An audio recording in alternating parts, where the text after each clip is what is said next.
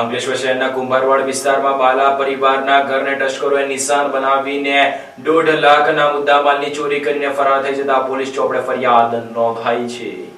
અંકલેશ્વર શહેરના મોટા કુંભારવાડ વિસ્તારમાં તસ્કરોએ એક મકાનને નિશાન બનાવી રૂપિયા 1.65 લાખની માલમત્તાની ચોરી કરી ફરાર થઈ જતા ચકચાર મચી જવા પામી છે। બનાવ અંગે અંકલેશ્વર શહેર એ ડિવિઝન પોલીસે ગુનો નોંધી તપાસ આરંભી છે। મુલ્લાવાડ નજીક આવેલા મોટા કુંભારવાડમાં રહેતા ઝુલ્ફિકાર સદરુદ્દીન બાલા પરિવાર સાથે મકાનના ઉપરના માળે સૂતા હતા, જ્યારે નીચેના માળના મુખ્ય દરવાજાને તાળું મારેલું હતું। દરમિયાન અજાણ્યા તસ્કરોએ દરવાજાનું તાળું તોડી મકાનમાં પ્રવેશ કર્યો હતો। તસ્કરોએ મકાનમાં મૂકેલી 3 તિજોરી તોડી અંદરનો સામાન વેરવિખેર કરી રોકડા રૂપિયા 1.5 લાખ તેમજ અંદાજે રૂપિયા 15,000 ની કિંમતના 3 કાંડા ઘડિયાળની ચોરી કરી ફરાર થઈ ગયા હતા। સવારે બનાવની જાણ થતા મકાન માલિકે એ ડિવિઝન પોલીસને જાણ કરી હતી। માહિતી મળતા પોલીસ કાફલો ઘટના સ્થળે દોડી આવ્યો હતો અને તપાસ શરૂ કરી હતી। નજીકમાં લાગેલ સીસીટીવી કેમેરામાં 2 શકમંદ વ્યક્તિઓ દેખાતા પોલીસને મહત્વનો સૂત્ર મળ્યો છે। પોલીસે કુલ રૂપિયા 1.65 લાખની ચોરીનો ગુનો નોંધી ડોગ સ્ક્વોડની મદદથી તપાસ તેજ કરી છે।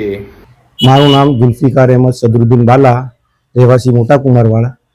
મારા ઘરમાં આજે સવારે ચોરી થયેલ છે। જે અમે ઉપર સૂતેલા હતા ત્યારે નીચેથી અમારું તાળું મારેલું હતું બહારથી, તે તોડીને અંદર આવ્યા અને 3 તિજોરી તેના બી તાળા તોડીને એ લોકોએ બધું મુદ્દામાલ બધું વેરવિખેર કરીને આશરે રોકડા રકમ 1,50,000 અને બીજી ઘડિયાળો હતી, કાંડા ઘડિયાળ, તે આશરે કિંમત 15,000 એમ કુલ 1,65,000ની ચોરી કરેલ છે, જે અમે કાયદેસર FIR ફળાવી છે।